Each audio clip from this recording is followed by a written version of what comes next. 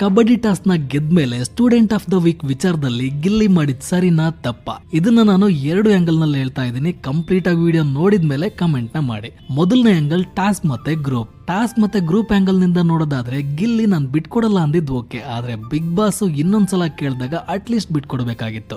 ಗಿಲ್ಲಿ ಬಿಟ್ಕೊಡದೇ ಇದ್ದಿದ್ರಿಂದ ಗಿಲ್ಲಿಗೂ ಸಿಗ್ಲಿಲ್ಲ, ಬೇರೆ ಯಾರೋ ಒಬ್ಬರಿಗೆ ಸಿಗ್ಬೇಕಾಗಿರೋ ಚಾನ್ಸ್ ಮಿಸ್ ಆಯ್ತು ಅಂತ ಅನ್ನಿಸ್ತು. ಅಂಡ್ ರಾಶಿಕಾ ಕೂಡ ಗೇಮ್ ನ ಸಖತ್ತಾಗಾಡಿದ್ರು. ಸ್ಟೂಡೆಂಟ್ ಆಫ್ ದ ವೀಕ್ ನ ತಗೊಳ್ಳೋದಕ್ಕೆ ಅವರು ಡಿಸರ್ವಿಂಗ್ ಆಗಿದ್ರು. ಇನ್ಕ್ಲೂಡಿಂಗ್ ಆಪೋಸಿಟ್ ಟೀಮ್ ನಲ್ಲಿ ಇರೋರು ಕೂಡ ಅದನ್ನ ಒಪ್ಕೊಂಡಿದ್ದಾರೆ. ರಾಶಿಕಾ ಸುಮ್ನೆ ಜಗಳ ಮಾಡ್ತಾರೆ, ಕೂಗಾಡ್ತಾರೆ ಅನ್ನೋದನ್ನ ಬಿಟ್ರೆ ಗೇಮ್ ನ ಚೆನ್ನಾಗ್ ಆಡಿದ್ರು.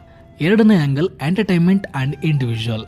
ಎಂಟರ್ಟೈನ್ಮೆಂಟ್ ನ ಕೊಡೋದ್ರಲ್ಲಿ ಗಿಲ್ಲಿನ ಯಾರು ಅಲ್ಲಿ ಮೀರ್ಸಕ್ ಆಗ್ತಾ ಇಲ್ಲ. ಇನ್ಫ್ಯಾಕ್ಟ್ ತುಂಬಾ ಜನ ಬಿಗ್ ಬಾಸ್ ನ ನೋಡ್ತಾ ಇರೋದೇ ಗಿಲ್ಲಿಗೋಸ್ಕರ, ಅಷ್ಟು ಚೆನ್ನಾಗಿ ಎಂಟರ್ಟೈನ್ಮೆಂಟ್ ನ ಮಾಡ್ತಾ ಇದ್ದಾರೆ. ಆ ರೀತಿಯಾಗಿ ಯೋಚನೆ ಮಾಡಿದ್ರೆ ಅದು ಗಿಲ್ಲಿಗೆ ಸಿಗ್ಬೇಕಾಗಿತ್ತು. ಎಂಟರ್ಟೈನ್ಮೆಂಟ್ ನು ಮಾಡಿದ್ದಾರೆ, ಗೇಮ್ ನು ಆಡಿದ್ದಾರೆ. 2 ವೀಕ್ಸ್ ಬಿಫೋರ್ ಇದೇ ರೀತಿ ಒಮ್ಮತದ ಡಿಸಿಷನ್ ತಗೋಬೇಕಾಗಿರುತ್ತೆ, ಆಗ ಮಾಳು ಈಸಿಯಾಗಿ ಬಿಟ್ಕೊಡ್ತಾರೆ. ಅದಕ್ಕೆ ಸುದೀಪ್ ಸರ್ ಮಾಳುಗೆ ನಿನ್ನ ಡಿಸಿಷನ್ಗೆ ನೀನು ಬದ್ಧನಾಗಿರ್ಬೇಕಿತ್ತು ಅಂತ ಹೇಳ್ತಾರೆ. ಅದನ್ನೇ ಇಲ್ಲಿ ಗಿಲ್ಲಿ ಮಾಡಿದ್ದು.